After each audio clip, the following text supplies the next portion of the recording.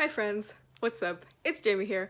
Welcome back to another Fangirl Fridays video. This was originally supposed to be my last Fangirl Fridays video of 2022, but 2 Fridays ago when this video was originally supposed to go up and I was supposed to film it, I had to help my cousin move into his first apartment, so I was pretty much gone all day and I had no chance to film, so that is why I'm doing this video now. This is basically going to be a collective video of all of my favorite things from last year. I'm going to try to do this rapid fire, but knowing me, I'm probably going to ramble a little bit, but we're still going to try to move this along as quickly as possible. So without further ado, let's get into the video. Starting off, my favorite shows from 2022 are Arcane and Stranger Things Season 4. And yes, I am aware that Arcane came out in 2021, but I didn't actually get around to watching the show until early 2022, and it immediately became one of my absolute favorite shows, honestly probably of all time. It's incredible. Even if you're unfamiliar with League of Legends like I was, the story is so well written and the characters are so amazing that it is such a great experience, even if you go in completely blind.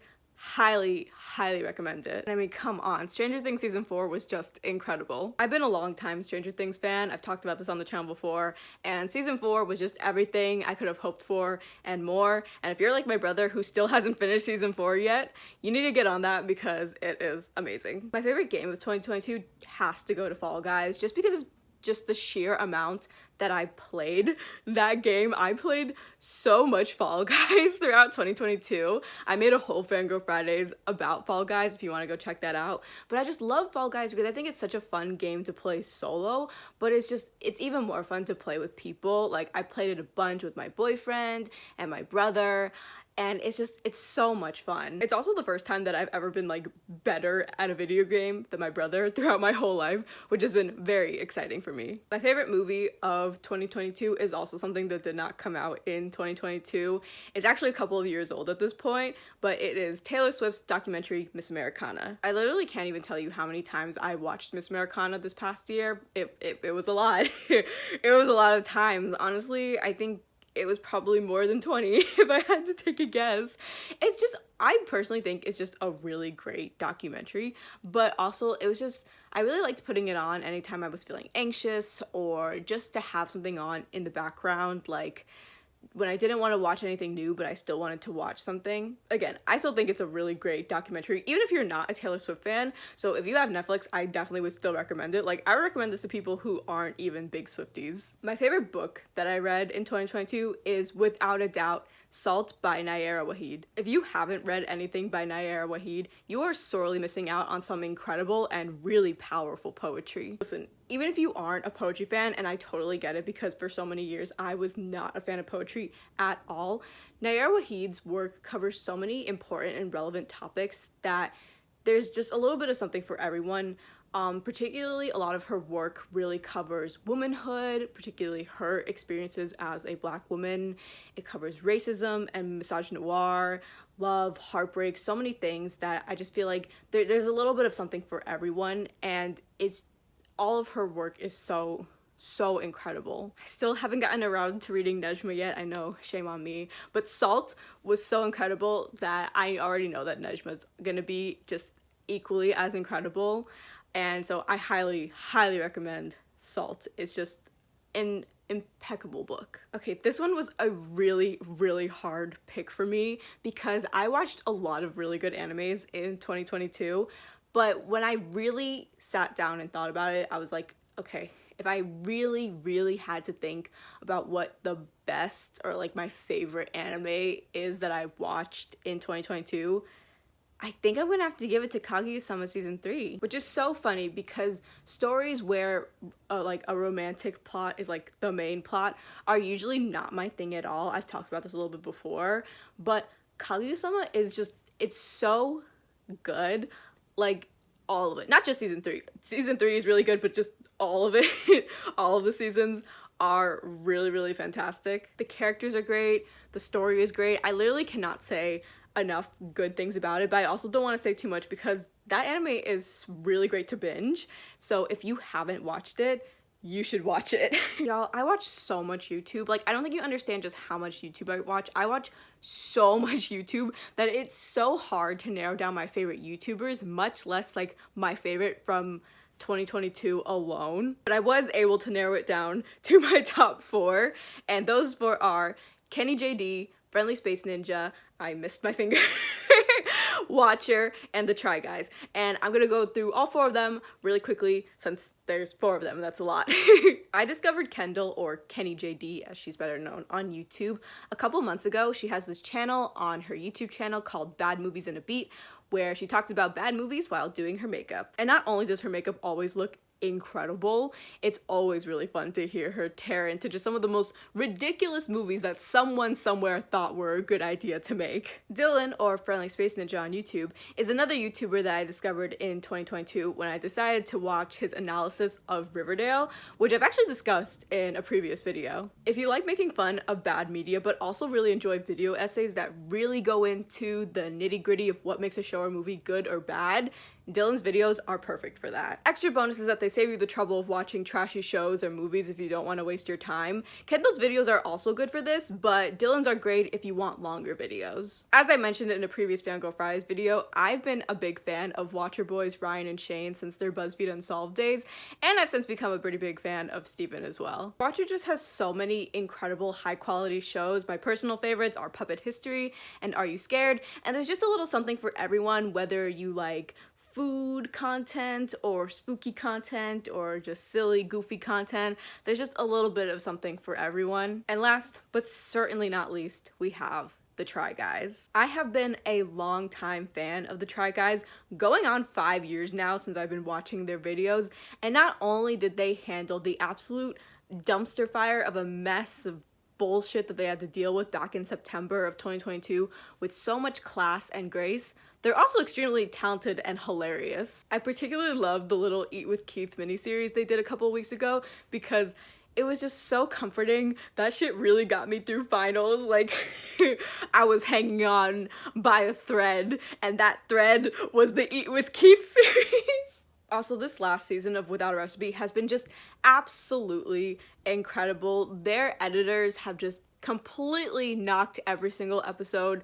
out of the park, as well as all of the Try Guys' recent videos, might I add. Keith, Zach, and Eugene are so much more than the scandal that preceded them a couple of months ago, and so if you aren't watching the Try Guys, you are severely missing out on some high quality YouTube shows. Lately, I've really been into the lifestyle slash vlog side of TikTok, which is really funny because I used to be really into the lifestyle and vlog side of YouTube, and I still follow some of like the OG people, but I'm not as like into that like category as a whole.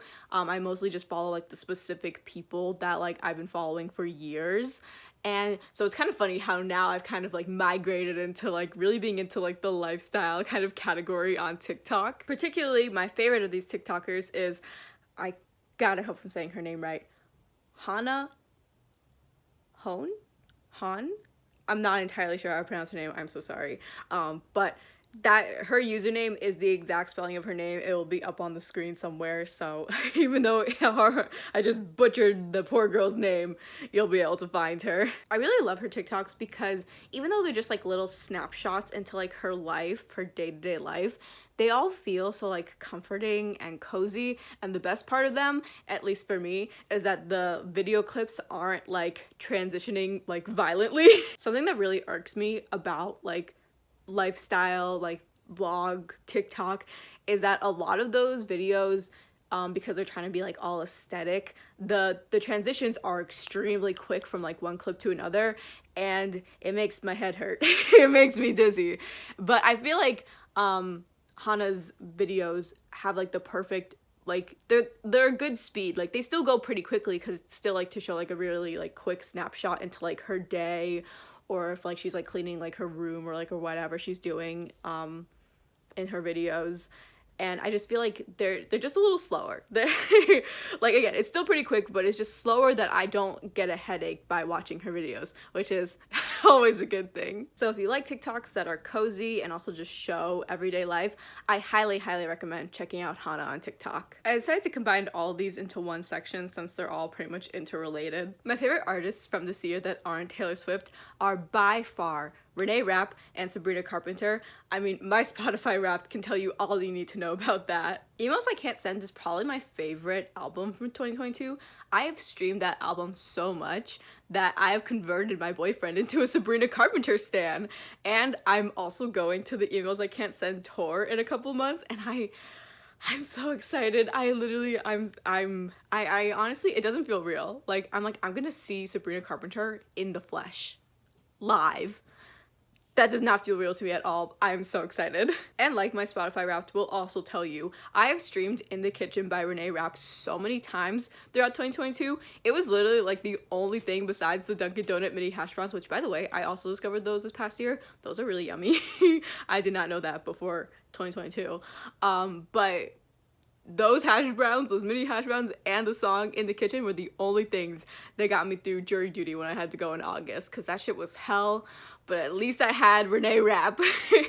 Like, literally, when I say that my music taste is completely ruled by 3 blonde bitches, I am not kidding, and I'm also not mad about it at all. Obviously, like I mentioned in my Midnight's reaction video, Vigilante Shit is my absolute favorite song off of the Midnight's album. That has not changed. But like towards the end of 2022, and maybe it was just because it was getting to be winter and it was starting to snow a little bit, I've really developed an appreciation for snow on the beach. I just feel really like nice and cozy every time I listen to that song. Like, I feel like it's probably my favorite song next to Vigilante Shit off of Midnight's right now, which is so funny because those songs have like completely opposite vibes. Like, the vibes could not be any more different. And last but certainly not least, as the resident Squishmallows expert of my family and friend group, I had to talk about my favorite Squishmallow of 2022. And that Squishmallow is Kona the Sea Cow. Hold on, just look at him. He's a sea cow. Look at him in the eyes and tell me you don't love him. He's precious. He's my favorite addition to, I'm acting like he's not still in my lap. He's right here. He's my favorite addition to my collection from 2022. Although I will say that James the Fox is also a pretty close second. I really like James. He's very squishy. He's a really nice cuddle partner for when I go to sleep. And even though he's not a Squishmallow, I'm still gonna talk about him anyway. I have to give like another honorable mention to Tato the Potato, because he's a potato. He's a potato. What more do you want? Anyway, that's all I have for today's video. Thank you guys so much for watching. Let me know down below in the comments what some of your favorite things from 2022 are. They literally, like I did for my list, some of the things I mentioned aren't even things like necessarily from 2022. So anything you mentioned doesn't have to necessarily be from 2022, but just be something that you used a lot or watched a lot or listened to a lot or whatever, or something that you discovered in 2022 even if it didn't come out in 2022. Just anything. I'd love to hear what you guys really loved last year. Once again, thank you guys so much for watching this video. I upload Wednesdays and Fridays, except when I don't, and sometimes on Saturdays, and I will see you guys in my next video. Bye guys!